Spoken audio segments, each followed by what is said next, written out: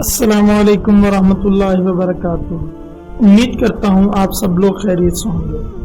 ہم نے اپنی لاسٹ ویڈیو میں بات کی تھی عرب کے سیاسی حالات کے بارے میں اور جانا تھا کہ اسلام کے ظہور سے پہلے عرب میں کون سے مذاہب اور کون سی قومیں آباد تھیں۔ آج کی ویڈیو میں ہم بات کریں گے عرب کے اجتماعی، اقتصادی اور اخلاقی حالات کے بارے میں۔ اسلام کی آمد سے پہلے عرب کی آبادی مختلف طبقات میں بٹی ہوئی تھی۔ ہر طبقے کے حالات ایک دوسرے سے مختلف تھے۔ معزز طبقے میں عورتوں اور مردوں کو تقریباً ایک جیسے حقوق حاصل تھے۔ عورت اور مرد کا ریلیشن شپ تعلقات کافی حد تک ترقی یافتہ تھے۔ عورت کو بہت حد تک خود مختاری حاصل تھی، اس کی کافی حد تک بات مانی جاتی تھی اور اس کو اس حد تک احترام اور عزت دی جاتی تھی کہ عورت کی بات پر لڑائی جھگڑے تک ہو جاتے تھے، تلواریں سونت لی جاتی تھی، یہاں تک کہ خون ریزی تک ہو جاتی تھی۔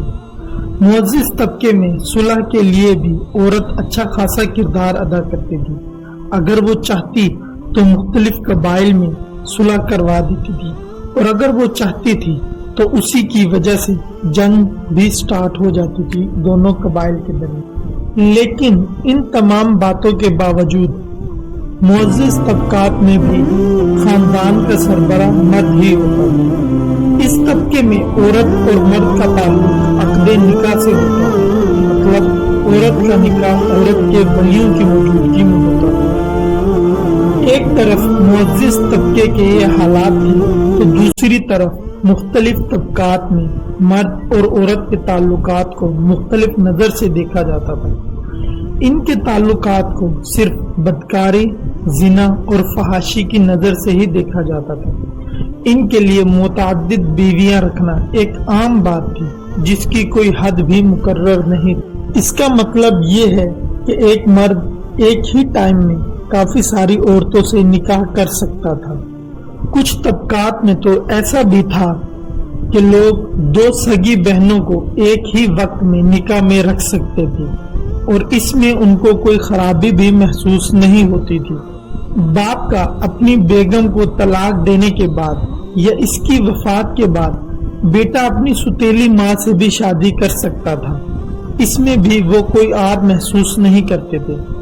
طلاق کا اختیار صرف مرد کو حاصل تھا اور اس کی بھی کوئی حد مقرر نہیں تھی۔ وہ کسی بھی وجہ سے کسی بھی طریقے سے عورت کو چھوڑ سکتا تھا، طلاق دے سکتا تھا۔ اس دور کی ایک بڑی مصیبت لونڈیاں بھی تھی۔ ایسا لگتا تھا کہ جاہل لوگ ان کی طرف منسوب ہونے میں کوئی عار یا کوئی غلطی محسوس نہیں کرتے تھے۔ یہ دور جاہلیت کا تھا جب لوگوں کو مختلف خرافات میں گھیر رکھا تھا۔ لوگ جانوروں کی طرح زندگی گزارتے تھے، عورت کو خریدا اور بیچا جاتا تھا اور اس عمل کو فخر اور تکبر کی بات سمجھا جاتا تھا۔ قوم کے باہمی تعلقات بھی بہت کمزور تھے، بلکہ یہ کہنا بھی صحیح ہوگا کہ ان کے تعلقات ٹوٹے ہوئے تھے۔ رہ گئی حکومتیں تو صرف انہیں اپنے خزانے بھرنے سے غرض تھی یا پھر مخالفوں پر فوج کشی کرنے کی فکر رہتی تھی۔ یہ تھے عرب کے کچھ اجتماعی حالات اور یہ بتاتے ہیں کہ اسلام کی آمد سے پہلے اہل عرب کے لوگ کس طرح سے اپنی زندگی گزر بسر کرتے تھے۔ آج کے لیے اتنا ہی، جلد ملیں گے ایک نئے موضوع کے ساتھ ایک نئی ویڈیو میں اور جانیں گے عرب کے اقتصادی اور معاشی حالات کے بارے میں بھی۔ اب آپ لوگوں سے اجازت چاہوں گا اور جانے سے پہلے صرف اتنا کہنا چاہوں گا، اے اللہ رب العزت ہماری غلطیوں کو نہ دیکھ، ہماری کوتاہیوں کو نہ دیکھ، ہماری ٹوٹی پھوٹی عبادتوں کو نہ دیکھ، اپنی رحمت کو دے اور ہمارے گناہ بخش دے اور ہمیں سیدھی راہ دکھا۔ آمین۔ اللہ حافظ۔